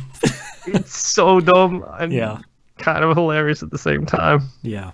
So we'll talk more Kingdom Hearts 3 going forward, because I mean I'm not expecting it to be super long, but yes, it seems like most of the trophies that are in there that are not hidden seem very attainable and collectible based. I've noticed a lot of them are. Yeah, which is fine by me, and I'm assuming that there's a trophy in there for Proud Mode. Once I finish the game, I checked. There isn't. Okay. There is no difficulty related achievements in the game. Great. I will get that platinum then. So watch me go on this downward spiral of collecting every lucky emblem. Yep, me too. I literally hit, like, I watched the recap video. I already had the game installed. I hit start game, new game, select your difficulty, picked up my phone. Is there a difficulty achievement in Kingdom Hearts 3? No, there isn't. Good. Standard mode is. Yep. Smart. Because those games are punishing on Proud Mode. Yes. I only played a little bit of 2 other games. I played a little bit of Destiny 2, mostly because the quest for the last word came out this week. That's that fan favorite hip shooting pistol from the first game. That was a really cool quest. It is funny yet again to see the Destiny community being upset like babies that a PvP weapon has PvP steps in it. Yep, I noticed a lot of this. Yeah, and a lot of it is... the thing is, a lot of it is, there was another one of the steps where it's like, get 100% in this bar. You need to kill enemies in the... Kill guardians in the Crucible. Kills gain you points, deaths subtract points. Yep. They did it smart this time. A kill is worth 2%, a death is worth 1%. As long as you're trading, you're going to get to 100% over time. I got it in 3 matches because I went like beast mode on one of these matches and got 7 people down in a row. So I got like 35% because I was getting like triple and double kills. And then, of course, I like pooched it in the next match and lost 10%. Like, you just... Steps that have competitive stuff in, or PvP stuff in this, are meant to make you better in the game modes that you're supposed to use the weapon with. Yes. That's what it is. Had a really cool ending, a very, very specific mission that gives you the last word at the end. I won't spoil it, but it had a very cool... thing you had to do that you've never done before, which was really great. And they released a trailer for The Last Word that at the end just showed Thorn, the infamous gun from Destiny 1. That thing that shoots kunai. Well, like giant poison bolts that... Yeah, the original one shot kunai. It looked like kunai when those things hit. I'm very curious. Thorn is one of the 2 weapons I didn't want to see come back in Destiny 2. It's Thorn and Gjallarhorn. If Gjallarhorn ever comes back in any Destiny game, I'm going to be really pissed off. Thorn was the other one. I'm really curious to see how they balance this, because it was so grossly overpowered in Destiny 1 that you can't bring it back at that same level. Because Destiny's PvP is already in a fairly bad state as it is. You can't just light the whole thing on fire by bringing regular Thorn back. Yeah. So, very curious. That'll be next season. And it would be nice if they would bring back other exotics that aren't hand cannons at some point. Cough, cough, cough. Because we have too many hand cannons. I want some of the other ones. The other ones are fun. And I did play a little bit of Anthem over this past weekend, mostly to see how the back-end maintenance they did over the last week worked. The network infrastructure stuff. Yeah, it worked. I can fire up the game, no problem. I can get into a world or a mission, no problem. No infinite loads, no rubber banding, no anything. So, 2 thumbs up, guys. Like I bet they worked their butts off this whole past week just to resolve the issues that they saw. Oh, I'm sure. Especially since it's an open demo, and it ran fine. So, and apparently later on today, there's going to be some event that they're teasing that's going to be happening in the game. I don't know what it is, but I'll try and log into that later to see if it's anything cool. But I don't want to play it too much because it's coming out at the end of this month, and I want to play it. I'm staying way away from that thing. Yeah. And that's all I've been playing this week. So let's take a break. Yep. I got a pizza bad. Okay, good. Is pissed off considered a swear word?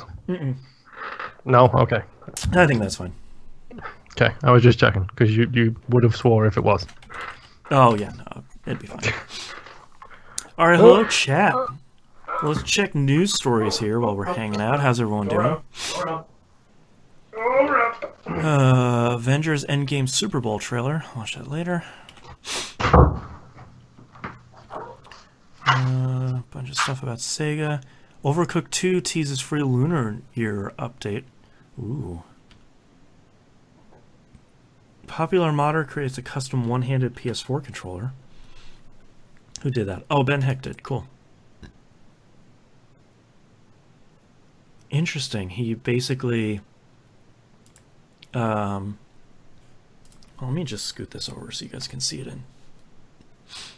Just gonna get rid of chat here for a second. Hold on. So he made this this cool joystick controller.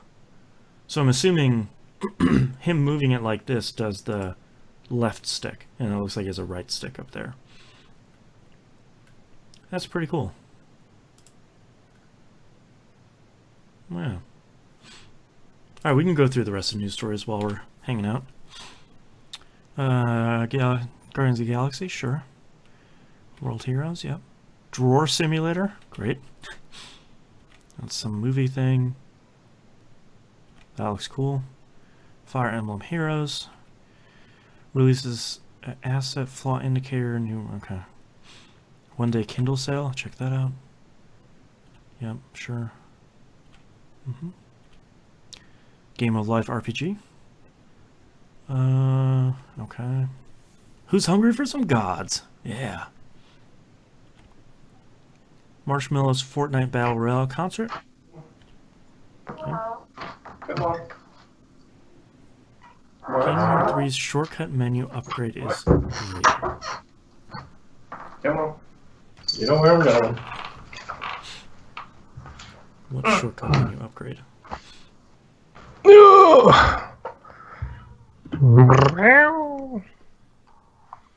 Wait. What's this? Shortcut menu? Yeah, there's a whole bunch of words about it that I... the problem is, like, they're writing all these words about, yo, what are you doing? But yeah, because the shortcut menu's not great. 4 slots. Oh yeah, because they upgraded it from when you hold L1. Yeah, L1, it opens up your shortcut menu. Expanded it from 4 to 12. That's fine. I just use Cure, so. Yeah, that's X. A left bumper and X for me. Really? Let's bring chat back up. Boop. Saying hello? What time is it? Hi, Louise. Okay, we've been running long, so whenever you're ready, we need to... Yeah, thanks. Run through the rest of this. Thanks, Kingdom Hearts. Darkest Dungeon, come on. Yes, well. Look at the time recorded for this episode and tell me which episode went long this week. Yeah. Well, we have been recording this for an hour and a half so far, but yes, I played a lot of that. No, Louise. Gotta hang out with you.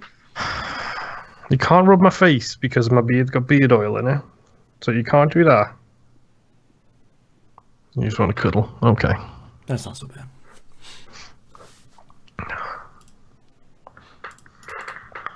Okay. Got all my news stories open. Actually, no, I can't move my legs. Right. You're also squeaking, too, so... Yeah, that's because I'm trying to reshift my weight, so I'm not going to go dead at any point. Right. I got those dead buns. Mm-hmm. And I'm pretty sure Dwight just came upstairs. Of course. But... Yep. Curious if you can hear him. No. Is he meowing out there? Yeah. He's outside the door. Sorry, buddy, we're recording. Okay. Go ahead. Ready whenever you are. Alright, let's start in 3, 2, 1. Let's talk releases for the week of February 4th, 2019. Etrian Odyssey Nexus comes out for the 3DS. As Atlas says, this is the last Etrian Odyssey game. Period? They're pretty much saying that, but I think the asterisk on that is until we can figure out how to make it on other platforms. Yeah. Etrian Odyssey is so baked into having those two screens at all times that... Yeah. It's a series that I've always been hyper interested in. Yep. Never really sunk the 6,000 hours or whatever you need to into the DS version. I'd recommend, actually, since you're a Persona fan, Persona Q. That is an Etrian Odyssey game. What's that noise? That was the cat. Wow. The kitten, I should say. Yeah, jeez. It is an Etrian Odyssey game, but it has the fun... Persona stuff. It has Persona 3 and 4 getting smushed together. It was really good. That's kind of cool. Yeah. God Eater 3 comes out on PC and PS4.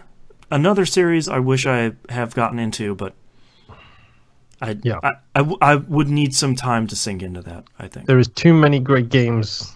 Yeah, and no time at all. Yep.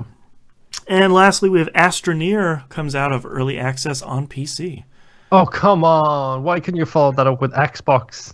It might be coming out for Xbox. I don't know. What? My sweet achievements. I have the game. I just want to play it. Their whole big thing is they're saying they're coming out with version 1.0. It's coming out of early access. I don't know if that's on PC as well. It's on, or on Xbox. I mean, we have the early access version on Xbox, like the whatever it's called. That's why I put in releases. Yeah. Game preview, maybe. That's it. We have the game preview version. I want it to come out so I can play it because I love that game. It's genuinely a really good game. Mm-hmm. But I kind of don't. I got burnt out on it about a year ago, and it's like I think I'll wait now until the game's officially out. So like my wife will be playing it with her friends. Yeah. And I'll be like, "Do you want to play?" It's like, "Nope, I want to wait until it comes out." I gotta wait a little bit. Let's move on to news stories. A big rumor from this week is that a free-to-play Titanfall Battle Royale might be announced and out on Monday, so tomorrow, the 4th. Called Apex Legends, 60 players, 3-player maximum teams. Rumor is that it might not have Titans at all in this mode, which I guess makes sense from like a memory standpoint, but not just a memory standpoint, but also a balancing standpoint. Oh, 100%, yeah. Because Titans are kind of hardcore. Yeah. So, I mean, I'd love to see like 60 Titans all dropping at once. That would be really great. That would be a great Battle Royale game. Like, give me mech warrior like that, where everybody drops in at once in a Titan, and then when your Titan's dead, you can like eject and go and mess some stuff up as a pilot. Yeah, like that would be great. But I'm sort of interested in this actually. I don't have a Battle Royale game I'm playing right now, and I think if anyone would be really interesting just on paper, it would be a Titanfall one. It could be pretty cool, especially if there's still the movement stuff, you know, the wall running and the jetpack and all that stuff. Could be neat. I don't know. Interesting to see if this is real and it is coming out tomorrow. That'd be a real bummer that it got leaked by this one esports journalist guy. Yeah, but also it's EA, so I wouldn't put it past them. Yeah, that's true. Next news story, Peter Moore is back. Talking about Liverpool Football Club, saying, I'm concerned as a CEO of a football club that relies on the next generation of fans coming through. There's so much pressure on time now, and only 24 hours a day, and there's only so many hours to play Fortnite. And it's interesting because here's another non-gaming industry like we saw with a couple weeks ago with Netflix, saying like, we got a lot of things chewing up our time. Holy crap, Fortnite is popular. Yep. Like it's like that stat that came out, like that something like 80% of people who have an Epic account have never even purchased a game on Steam, and it's like, because they're a bunch of kids. Yeah, it's like, just Fortnite. Valve might be an endangered species real quickly because they have the legacy people, me, you, my wife, people maybe 16 and upwards, 16 and under. The next generation and the generation after that. Fortnite. These people who are being bred to have the mind share of the Epic store is where you go to buy PC games. Right. Just like we were taught that Steam is the place to do that. Steam is the only place to go. Yeah. Mm-hmm. Yeah. It'll be interesting. Next news story. We actually don't talk about these too often, but Games with Gold next month or this month is actually going to be pretty good. Assassin's Creed Rogue is available for free. It is backwards compatible on Xbox One. Wait, Rogue, is that the 360 one that version came out at the same time that Unity did? Ooh, like the only one you and I haven't played. And I'm like, maybe now's a good time because I didn't buy the remaster because I thought, well, you know, like I'll get to it eventually. Maybe eventually is now. Yeah. Now that it's free. So that's available now until the 15th. So we'll scoop that up. What's do you know what the original Xbox one is? Oh, Castlevania. No, Bloodstained. Curse of the something. No, the OG Xbox one. Oh, yeah. What was it? One of the Star Wars games. Yep, it's Jedi Academy. Yeah, I have never played that. I borrowed it from a friend for all of about 6 hours, like years and years and years ago. Got super hardcore into it and never went back and played it. So this is. On the other side of the fence, PlayStation Plus has Hitman the complete first season Good game. This month, which I am very excited to download and probably never touch again. And For Honor, which is a game I won't be playing. But also, this is the final month for PS3 and PS Vita. Yeah. PS3 has Metal Gear Solid 4, which is really great. PS Vita has some indie games, Rogue Aces and Gunhouse. But anyone wants to scoop up the final ones, they are available. Let's move on to emails. Well, we have an email this week from Jimbo Jangles. Wrote an email with subject, an email about video games. So it is what it says on the tin. Jimbo Jangles here. Man, that Xbox adaptive controller just saw on YouTube really pulls at the heartstrings. This is the Super Bowl ad? Yeah, I haven't watched all of it because it is really great and really tear-jerking. So, anyways, my question to the crew this week: if you could take the music from any game and put it in the game of your choice, what would it be? I would love the Symphony of the Night soundtrack in the new Ace Combat, or the Red Alert soundtrack during huge battles in Titanfall 2. What are your ideas? Hope you guys had a better week. Jimbo. Oh, Red Alert in Titanfall is really good. That's a really good... That march, distinctive march noise, yeah. I'm going to have a hard time topping that one. Yeah, I think so. Well, I did see someone tweeted that, minor spoilers for Resident Evil 2, a game that's 20 years old at this point. Right. When the Tyrant appears, he's also referred to as Mr. X. Yes.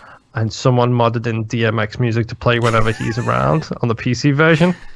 Oh my god, that's so good. Literally it starts playing X Gon Give It To You when he first appears. And then because of the sound design, they've got him as the source of the music, so as he's walking around the corridors, it's just like faintly off in the distance. It's quieter the further away he is from you. It's that's so good. That's why PC modding is so good. Oh man. Like the Macho Man dragons from Skyrim. Yeah, those are really... God, those are so good. I don't know how I'm going to beat either one of those. Honestly, Red Alert and Titanfall is a good call, because that's one of the most iconic soundtracks of all time. That march with that heavy metal music. Really good. Goosebumps every time. Think. Really good music. I'm like drawing a total blank. Yeah, me too. Because the only exceptions, like you go, stop shaking. You're ringing the bell, which is going through the microphone. People are gonna know you're sitting on my lap. Yeah, I might just take the collar off for a little bit. I feel like I can't beat Red Alert. No, I mean, number one, it's one of the greatest pieces of music ever. So having it there is interesting. Good on you, Jimbo. You totally mind flooded. You kind of stumped us. Like it's very, very difficult to come up with one better than that. Because like racing games all have various soundtracks in them anyway. Yeah, and a lot of that stuff's licensed, so it sort of feels like pick it up and put it anywhere else. I don't know. Give me like the Bleach soundtrack. Well, actually. Having said that, I was just about to say, give me the Bleach-like soundtrack in a Metal Gear Solid game, but then I realized that Rising exists, and that's already been done. That's true, yeah, they just did that, yeah. Man, that was a good question, yeah. Also, the Mr. X Gonna Give It To You is my favorite thing of 2019. Someone clipped it, so I didn't put it on. I'll have to look it on YouTube. I retweeted it recently, so just check out my Twitter feed. It's right there. It's so good. T-Bomb Rock sends in a couple questions. Says Dead or Alive 6 will have a free-to-play mode after launch. DOA 5 did something similar as well, selling packs of fighters with the entire game plus 1 million costumes. This must have been an effective strategy for Team Ninja. Do you think other games could benefit with a free barrier to entry, or is having multiple purchase options confusing? Side note, I think Killer Instinct did this first. Yeah, KI did it. KI did it very well. I feel like that was half of the reason why it was successful, and probably one of the reasons why Team Ninja did it with DOA 5 is just getting people in to just try your game is half the battle.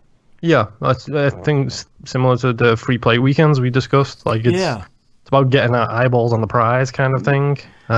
Especially with fighting games, I feel like that's really hard because either you click with a fighting game or you don't. Like, I love DOA games, and I understand why the games don't click with a lot of people, but they might really like Street Fighter V. I feel like there might be a free version of that. I don't know. Like maybe a really cheap version. Maybe it's like $20 or something. Come on, there's like 17 SKUs of Street Fighter V by this point. There has one of them has to be free. I feel like that's really important. And I feel like one of the few games recently that has been able to get away with not doing that was Dragon Ball FighterZ. Yeah. Because I feel like it was a good Dragon Ball game. It just sort of sells itself at that point. Yeah, it's got the license and it's got the look. Like, that's the thing with Dragon Ball FighterZ is, like, as much as I hate to kind of put them all in this category, but you stick Tekken, Dead or Alive, Street Fighter, even Marvel vs. Capcom to some extent. You stick all these next to each other. Soul Calibur, guess what? They're 2-on-2 fighting games. Yep. They all kind of look very similar. Yeah. You stick Fighter Z next to them, and it stands out from the crowd just on visual style alone. It looks exactly like Dragon Ball. Yeah, let alone seeing the thing in motion, where it's unbelievably good in motion as well. Yeah. Yeah, I'm really happy that they're going to put another free to play DOA out there, because I feel like that's a really great way. And if I remember from DOA 5, they rotated out the fighters every couple of weeks, like a lot of free to play games do. Yeah, Killer Instinct did that as well. Like, it was like, I think it was like a bi-weekly basis. I think the best thing for this kind of stuff is, as much as it won't happen because they make too much money on the $60 purchases, Fallout 76, if that was free to play, there wouldn't be anywhere near as much backlash as there is against it right now. Yeah. Microtransactions would feel a lot less bad. Star Wars Battlefront. Yeah. You don't even charge for that game. You put it out for free. You put it out on mobile. Fortnite has proven that it's doable, and all of a sudden people aren't talking about Fortnite anymore. People are talking about Star Wars Battlefront 3. Yep. Yeah. Yeah, put out more stuff for free with microtransactions. That's fine. Cosmetic transactions, ideally, please. Thank you. T-Bomb Rock says, piggyback question, Dragon Marked for Death released on Switch today. I was surprised it launched with 2 versions. Both have the full game, and each one comes with 2 of the 4 classes for $15 each. Do you see Nintendo embracing splitting up a game for an easier upfront price in the future? I saw this promoted on the eShop when I was looking around my Switch the other day, and I was super confused about why there were 2 versions of the same game out with different subtitles that appeared to be the same thing. So honestly, this kind of bothers me, and it's actually something. Last question, very similar thing. I am getting a little bit fed up of the multiple SKUs. Because when I go into the new games list on my Xbox and see Resident Evil 4 times taking up an entire row, right, and Kingdom Hearts 4 Assassin's times Creed taking is up an really entire bad row. About this. Yeah, Assassin's Creed takes up 4 rows with the amount of stuff that it's got. Sorry, I'm covered in cat fur now because the cat's molten. It's all up in your nose now. Well, there's like a gold edition, and a standard, and a deluxe, and a digital deluxe, and and like an ultimate, Ultimate Warrior edition. It's just like, let me tell you about submenus where you have a game, and you click on the game, and then you have the editions available. That was what I was going to bring up. I wish that the storefronts for all 3 storefronts were better, because you would say, all right, I want Assassin's Creed, and then it comes up and say, it has a trailer at the top, autoplay, all the stupid stuff it always does. But then underneath it says, all right, pick your version, and then it has the benefits of each version underneath. Like, that, to me, is fine. That's the stupid thing about the Xbox store right now is, if you go into like the gold edition of something, it has included in this bundle and then links to the separate things. Right, like it includes the base game and the season pass, and it's like, then just do that for the thing. Just have it like bundle options and then included in the bundle. It's very annoying. I'm an old man. It's weird because I feel like if you're going to sell a $30 game on Switch, that's fine. I mean, I just bought one for Darkest Dungeon. But I feel like if you're going to split a game like this up, to me, I got really disinterested in it, because I feel like I couldn't figure out if I was getting screwed or not. Do I have to buy both? Am I only getting half of the game for $15? and then I'll finish it, and it'll be like, insert disc 2, and I didn't, the Blockbuster didn't give me that, yeah, that sort of thing. So, I don't know. It's tough, because I feel like we don't win either way. And that's frustrating. The only way to win is not to play. Yeah, exactly. That's what I did. I said, oh, well, I'm not interested in this game because I can't figure out how to buy it. Yeah. And that's a bummer. So, but that's our episode this week. Thank you very much for listening. You can visit us at tvgp.tv. Everywhere to find and follow us is on the right-hand side of the page. Like we talked about at the beginning of the episode, patreon.com/E1M1. The ones are numbers. Yes, the ones are numbers. Get cool stuff. Help us pay for the show. $5 tier is the where you really want that to be. Game Club, last day of June. Got 2 weeks left of that. It's a pretty short game. Oh, thank you. There's another $20 I have to spend. I think when I got a code for it, I think I blew through it in about 4 hours. So it's pretty short. Easy platinum or no? I'm debating PC or PlayStation. I remember not going through it because I think I had to do a bunch of extra stuff. I don't think it's impossible, but yeah, PC. Don't forget our new show, We Rogue Like It. We haven't talked about that for a little bit. It's in this same feed, comes out every Wednesday. Patrons get it early. We're going to have a special episode coming out this week alongside the other stuff that we'll release regularly going forward. So special series get special series in them. We like recursion. This month's ODNF is a short while away now, so it's 2006 is The Prestige, so get your thoughts in. Oh, God, I love that movie. And I'm the one who has not seen this one. Oh, man. Which is weird, considering it's got two of my favorite actors of all time. Yeah, I'm surprised. I'm excited to listen to that one. I like that movie a lot. And I think that's it, so we'll see you all next week. Bye. Dude, I'm literally covered in cat fur. I can see it just like floating up into your nose and eyes and killing you. It's like this hoodie was like fresh out of the laundry. Fresh out of the oven? I don't know if you can I can see it on stream that it's covered. Yeah. Yeah. That's terrible. Oh, Louise. They're all molten right now because they're so confused because, like, is it spring? Is it winter? It was 4 degrees yesterday. It's 54 today. What's going on? I'm dying over here. All right, hit me with those titles. Okie doke. Hunter Heart. The Grind is Real. Bug Fixes and Performance Enhancements. Maybe a bit long, but I really like that one. Especially the way you said it, because like bug fixes and performance enhancements. Tear it down and build it back up. Again, probably too long. Throw those bolt cutters away. Viscosity to that water. Oh, God. Sprinkling of fire. Shotgun greater than grenade launcher. Shouting WTF. Eventually it will stick. Upset like babies. And harsh tags. HEARSH tags. I have the Great 2019 Cleanup. The Grind is Real. Khaleesi College Student. I forgot about that one. The Edge of a Liquor. Because you said, like, I'll just skirt around the edge of a liquor. Shotgun is greater than grenade launcher. And A Dusting of Fire. Oh. Khaleesi and Shotgun are both really good. Yeah, I think can you use the greater than symbol in file names? I believe I can for titles, yeah. Okay.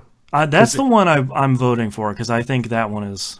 Yeah. That's a real good title. Because it made me laugh because my wife is playing Leon first and I'm playing Colette first, and I'm like, well, I got the grenade launcher. She was like, oh, well, clearly I drew the short end of the stick. I was like, no. It doesn't seem like it, but... No. You chose right. All right, I'm going to circle that one. Dude, you are so expulsive of fair right now. It's unbelievable. All right, starting in 3, 2, 1. This is That Video Game Podcast, episode 589 for February 4th, 2019. Shotgun is greater than grenade launcher. Buckshot over dusting. All right, thank you so much, everyone, for joining us live. I appreciate everyone that isn't watching the big game to come hang out with us. We'll see you next week. Bye. Yep, handball finals don't happen enough.